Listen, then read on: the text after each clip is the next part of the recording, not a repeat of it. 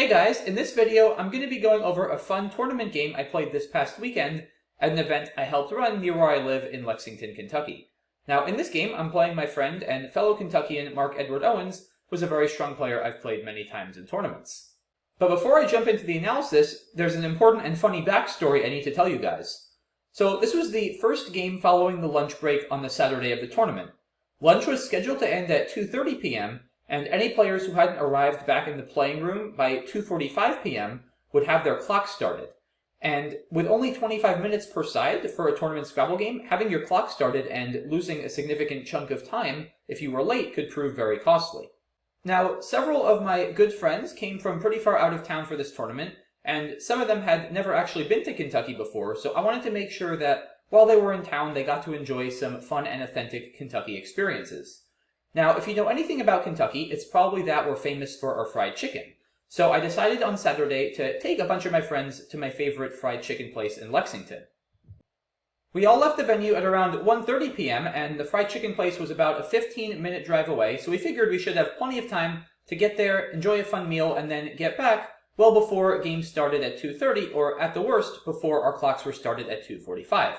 However, this unfortunately did not turn out to be the case. We got to the fried chicken place and our food took a little bit longer than anticipated, and we were all having such a good time and eating so much food, as you can see in the pictures below, that we quickly lost track of time, and before we knew it, it was 2:30 and we still had plenty of food left to eat. Now, once again, we had a 15-minute drive back to the venue and our clocks were going to get started at 2:45. So we all pretty quickly scarfed down our food, and by the time we got back into the car, it was nearly 2:45. We hit a little bit of traffic heading back to the venue, and when all was said and done, we all scurried into the playing room just a couple minutes after 3 o'clock. Now, our clocks were all started at 2:45, so we all lost a little bit over 15 minutes, so what this meant is all of us had just about 7 minutes to play our entire next games. And this is a pretty significant disadvantage. Now, was it worth it? Absolutely. The fried chicken was amazing, and several of my friends agreed that it was the best fried chicken they ever had. Now, with that in mind, I was a bit shaken up and absolutely stuffed and in a bit of a food coma, and I had only 7 minutes to play this game against Mark Edward Owens, which I will finally now be starting to analyze. So I get to the board, and we determine that I'm going first, so I quickly draw my 7 tiles and turn them over to reveal an opening rack of AEEGILV. Now, once again, I didn't have a lot of time here, so I pretty quickly slapped down the play of Vagile for 28 points without doing much thinking. And this is not a bad play. It scores well, gets rid of my V and my G, which are my 2 most troublesome tiles, and it keeps a single E, which is not at all a bad leave. However, I could have been slightly more precise by playing the word glaive, which scores the same and uses the same tiles, but makes it a little bit more difficult for Mark to score with a parallel play. And the reason it's more difficult for him has to do with vowels next to double letter scores. So with glaive, you'll see that there's this E next to a double letter score, but Mark can't actually really overlap it very easily, since he can't play in either of these 2 spots I've highlighted with my red arrows, since there are no 2-letter words with a V, so he won't be able to make a play in either of these spots. So the only way Mark would be able to overlap using that E would be to probably play down over here, which he's most likely not even going to want to do, because it's going to put a tile in the dangerous triple line on row 15. However, with the play I chose, Vagile, I put not just 1 but 2 vowels next to double letter scores, namely the I and the E, so it's pretty easy for Mark to now make a play along either of these columns, overlapping both the I as well as the E, and if he puts 4 or even 8-point tiles on those squares, he's going to be getting a boatload of points. So a little bit of an inaccuracy on my opening play, but not entirely unexpected given my time pressure.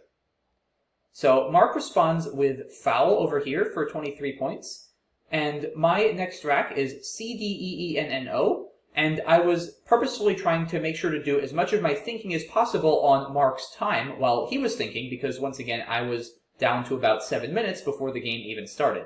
And I had seen that I'd have the word convened available through the V in Vagile if Mark didn't block, so as soon as he made his play, I quickly slapped down convened in the matter of a couple seconds, and it is indeed my only bingo.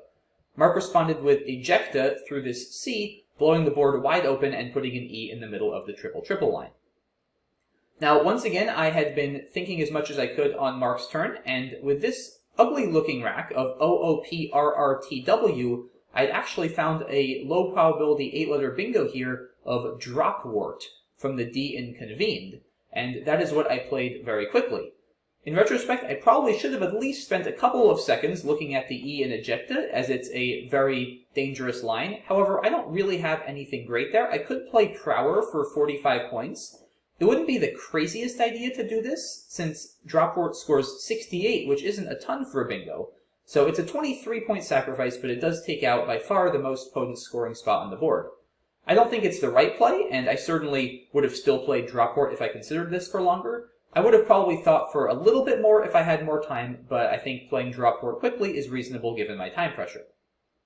Mark did respond with a big play on the 1 column. He bingoed with Inventor for 95 points. Thankfully, not covering both triple word scores, as it would have scored even more, but still 95 is quite a lot, and I draw this fairly clunky consonant heavy rack of I, M, N, S, and 3 T's.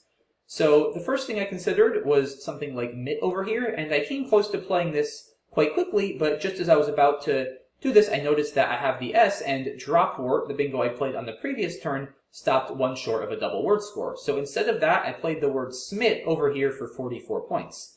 And this does get rid of my S and keep 2 T's, which is of course much worse than the leave of NST after Mitt, but 22 points is a lot to give up, and I also take away this spot for Mark to use with any of the 3 S's that are still unseen in the pool, if he were to have drawn any after his bingo, which isn't all that unlikely. So I probably spent about 20 seconds on this play, which was the most that I'd spent on any turn this game, but I'm still hovering at around 6 minutes left on my clock, so not doing too badly considering where I started, but still certainly will need to keep playing quickly. Mark responds with the very strong play of Squirm through this eye, actually retaking the lead in this position. However, I got a very nice draw to my clunky leave of NTT, pulling 3 vowels as well as an R, and getting an extremely bingo-prone rack, which makes many 7-letter words, the best of which is the word entreat, which plays on the J column here for 76 points, making several overlaps. And I didn't see this play immediately. I came very close, especially under time pressure, to playing something like Tertian on row 2 for 72. This was the first thing I saw, and I was close to playing it immediately. However, since I had played my first couple of turns so quickly and I still had 6 minutes, I figured it was still worth taking a deep breath since it's now a close game, there's 2 blanks unseen, it's a very pivotal position, and making sure I was really finding the best bingo. So I spent another 15 or 20 seconds and did notice Entreat on the J column, which I played, and that is indeed the best play. So I'm down to probably about 5 minutes on my clock here, so still again under a lot of time pressure, but considering where I started and that the game is now nearly halfway over, I'm playing at a pretty good pace. Mark responds with Gobo on the O column, so taking a hiatus from his big scoring plays that would, however, turn out to be quite brief. I responded with the play of XU here for 50 with this next rack, which thankfully I was able to play pretty quickly, as there's really just not much else to consider. It keeps a great lead. The Z is really strong for scoring. H, E, D go pretty well together. And there's really just not much else here. I do have a nice option of Nuds over here for 36, which I didn't see, but it's pretty obvious that XU is the right play, and I didn't spend more than a couple seconds on this turn. So I was very thankful to have an easy turn in this position. Mark responded with Fado, making Fax, next to where I just played, and I draw this rack here, ADEHIYZ. And this turn I spent a little more time on. I probably spent about a minute, as there are a plethora of good options here, which is a good problem to have, but maybe not such a good problem when you're under so much time pressure. So the first option I saw, which is probably the most obvious, is to play the word Z for 54 points next to the play of Fado that Mark just made. And there's nothing wrong with this play. It scores really well, it blocks up the board a little bit, and it keeps AHIY, which is an okay leave, not a great leave, but certainly not a terrible leave.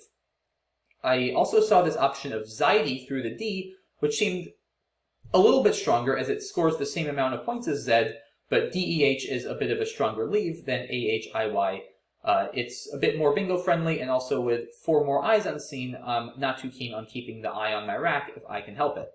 However, I looked a little bit harder and I noticed that Squirm stops 1 below a triple line, so I'd really love to deal with that spot if I can, since I'm now in the strong position. I have a good lead, and if Mark bingoes there with any of the 2 S's unseen, with Squirms, or the 2 blanks, which is not all that unlikely, he'll probably be scoring like 100 points and catapulting himself right back into this game. And I noticed that I have the Y to make Squirmy, and I found this nice play of Haya here for 63 points. I probably didn't see this for a solid minute or so, since I was very fixated at first on the Z spot that Mark just opened, so I had a little bit of tunnel vision, but this was a very pivotal play to find, so I'm glad I took the extra time, even under my time pressure, to find it. So I'm down to probably about 3 or 4 minutes on my clock at this point. Mark here played Yap next to Fado, using that spot that I was considering playing in my next turn, and here I make a mistake. I have D-E-E-H-L-U-Z, and there are some plays I can make with my Z. I saw the word Zen over here, which scores 32 points. It's not bad. I mean, D-E-H-L-U is an okay leave, but it's certainly not great. It only plays off 2 tiles, which is not ideal. In a game where there's 2 blanks unseen, also 2 S's, there's a lot of really good tiles in the bag I want to try to dig for. It would be nice to play off a couple more tiles than just 2. So I wasn't a big fan of Zen. One option that I didn't see is Heezed over here, which scores quite well. It scores 41 points. It turns over a lot of tiles. The one thing that's not great about this play, of course, is that it puts this H in the triple line, so if Mark hits that, he'll be scoring a lot of points if he can get a bingo there. Another option I didn't see is playing the word Nuds, which we looked at last turn. And this is not a bad play either. It gets rid of the Z and U together, which are a little bit clunky, and it scores 36 points. The one thing that's not great about this play is it keeps a bit more of a vowel-heavy leave, and the pool, as we can see, consists of 12 vowels and 10 consonants. So it's a fairly vowel-heavy pool, and keeping a leave like EEL with 2 vowels and 1 consonant is not ideal, as I'm reasonably likely to end up with a rack with 5 or even 6 vowels next turn. It's also nice to save a tile like the Z for scoring, since with EEL I run the risk of getting all 1-pointers, and especially if they're all vowels, I might not be in a good position to respond well to whatever Mark might open on his next turn, and being at a deficit as large as he is, he's going to be wanting to open as much as possible. So this probably wouldn't have been a great play either. Now, the play I ended up making was the word Hewed here, making heft for 26 points. And this is not a bad play. It scores pretty well. It keeps the Z, which, as I mentioned before, is nice for scoring. However, if I am going to play the word Hewed, I should have played it here, making POH. And the reason for that is even though I'm scoring 2 less points, playing Hewed with POH scores 24, but playing it where I played it with heft scores 26. Playing it with POH blocks Mark's most important bingo lines. If we look at where I played it, then a pretty serious threat is Mark bingoing along the B column right here, overlapping Ad and Po. Po takes a front A hook to make Apo, as well as a front U hook to make Upo, and there's 3 A's and a U unseen, not to mention the 2 blanks. So there's a pretty strong possibility of Mark bingoing down the B column and scoring a large number of points, especially if he puts a high scoring tile on this triple letter score at B10.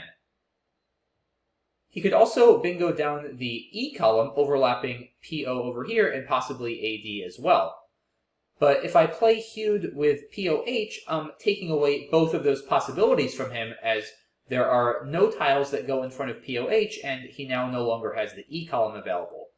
It's true that now Mark could bingo down the G column, as I'm not addressing the hooks to F. However, I'm much less worried about a bingo there, as number 1, it'll score a lot less, since there are no triple letter scores or double word scores on that column, and number 2, it'll likely give me back a lot of points, as it'll expose a tile in this triple word line on row 15, and I'll be retaining my Z, which I can hopefully use for a large score there to come back.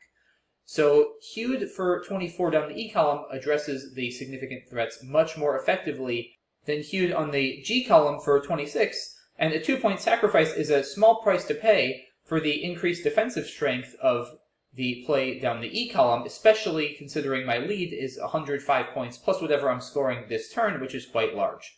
So I ended up playing, once again, down the G column for 26, which was a significant strategic mistake, and by far my biggest mistake of the game so far, and I was duly punished on Mark's next turn. And I got punished for it as Mark makes the really nice play of Cabined down column B in that spot I was talking about before, which scores 95 points. So I was very much regretting my play of Hewed as soon as this came down. I realized pretty quickly that I should have played it with POH, and I'm now in a pretty awkward position, made especially awkward by the fact that CAD takes a front S to make the word SCAD.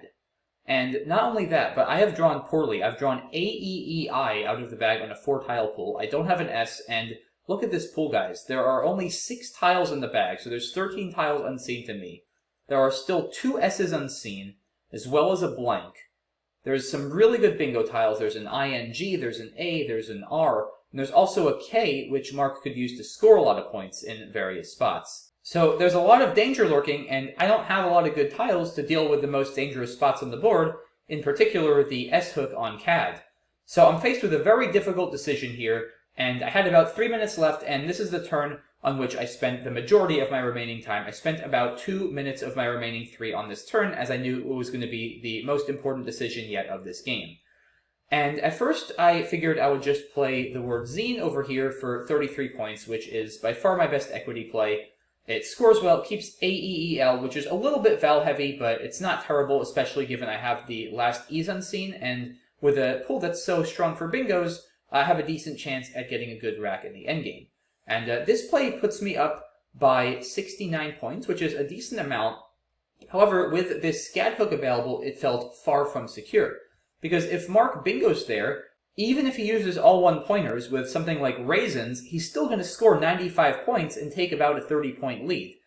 And without any big scoring tiles unseen, I felt that I wouldn't be in good position to come back in the endgame. Since I'd be down 30 points, Mark would have 3 tiles after his bingo, since with 6 in the bag now, I'm drawing 3 tiles after zine, so that leaves 3 in the bag. If Mark bingos, then he's only drawing 3 tiles, and with only 3 tiles, there are enough places on this board that I felt confident he would likely be able to play out next turn in multiple spots, and I probably wouldn't be able to score enough points to overcome that along with the 25 or 30 point deficit I'd already have. And I was really scared of a bingo on the A column, since once again, Mark just drew 7 tiles after his bingo, so with only 6 tiles in the bag, so he was drawing 7 out of the 13 tiles in the bag. He was drawing the majority of the tiles in the bag, and there's a blank and 2 S's unseen, along with a variety of other good bingo tiles. So the probability of him bingoing on the A column was very large, I felt. And as a result, I really didn't like zine, and I felt like I needed to do something about that possibility. So instead of playing zine, I ended up playing the word Cade here, dropping a single E for just 7 points, which completely blocks the SCAD hook. Now, this play is of course not without risk either, because I'm only scoring 7 points, so my lead is only going to be 43 points after this turn. And it's not like Mark can't bingo elsewhere. He has another very strong bingo line on the 14th row here, making the word entreats with one of his S's or possibly the blank. However, I felt that if he bingoed there, I had better chances than if I played zine and Mark bingoed with something similar hooking SCAD. For 2 reasons. Number 1, his bingo with entreats is of course going to score a lot less. And number 2, and probably most importantly, Mark is going to be drawing 5 tiles in the endgame, not 3, because Cade only plays 1 tile, which leaves 5 in the bag, so I felt if Mark bingos now, he'll have 5 tiles instead of 3, and as a result, he's less likely to be guaranteed an outplay on the next turn, since in general, having more tiles limits your flexibility a little bit in terms of playing them all at once, so I figured he probably wouldn't be able to use them all, and I'd get 2 more turns. And not only that, I still have the Z on my rack, so I'd still have Zine available for next turn at a minimum, and depending on what I draw, possibly something even better. So with all that in mind, figuring that I had better chances to win after Cade and Mark's bingo with entreats than I did after scoring immediately with Zine and Mark's bingo with SCAD, I opted to play Cade immediately. A bunch of us discussed this position after the game later that night, and we all concurred Cade was the best play, but it was a very difficult decision, especially under my time pressure, so it worked out very well for me. I'm glad I made this call, and I'm glad I also spent as long as I did on this decision. Once again, I only had about a minute left after making this play. Now, fortunately for me, Mark did not have a bingo in this position, and ended up playing the word slung with inventors. However, this did still validate my decision to play Cade, as he would have at the minimum had the word lugs in SCAD, scoring a lot more than slung did, and probably something a bit better. And in a big stroke of luck, I pull, of all things, the blank on my 1-tile draw, which, from my perspective, only happened with a 1 in 13 probability, since there were still 13 tiles unseen to me, and I was only drawing 1 tile. So, really, really fortunate, and not only do I draw the blank, I actually have a bingo available in this position, which I found of Idealize, scoring 69 points. And I did just spend a few seconds here, since I still had about a minute, making sure that if I bingoed, since I wasn't up all that much in this position, I wasn't at risk of Mark bingoing out somewhere else in the board and scoring enough points to outrun me in the endgame. But I was able to look at the unseen pool. I did manage to track correctly this game, which I was quite pleased with, especially given my time pressure, and it really helped me out later in the game. And I was able to pretty quickly permute the possibilities and confirm that Mark did not have any available 7s that would play, the main place that they could play being the end column here, making a 7-letter word overlapping with AG. So I went through all the racks, figured out that there were no possible bingos Mark could have. I also quickly glanced at the unseen pool to make sure there was nothing I could draw that I could maybe get stuck with. Like, I looked to make sure I'd have 2 spots for the K, 2 spots for the I. And then once I determined that there was really no risk of Mark bingoing out or me being stuck with anything, I played Idealize with still about 20 seconds or so left on my clock. Mark made his best play in the endgame with this rack of Narcs down below, and I finally went out with PI for 5 points and ended up winning this game by a final score of 518 to 463.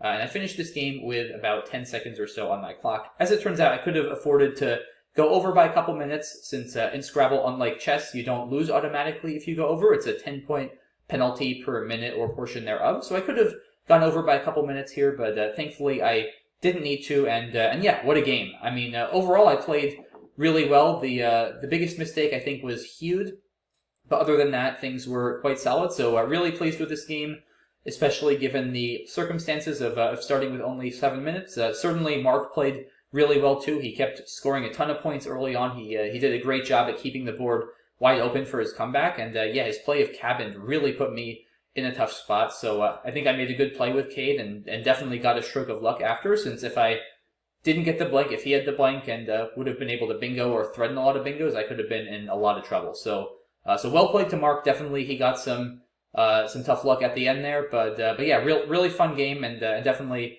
thanks to Mark for being a good sport about it, especially under these fairly strange circumstances in which I started this game and ended up playing it.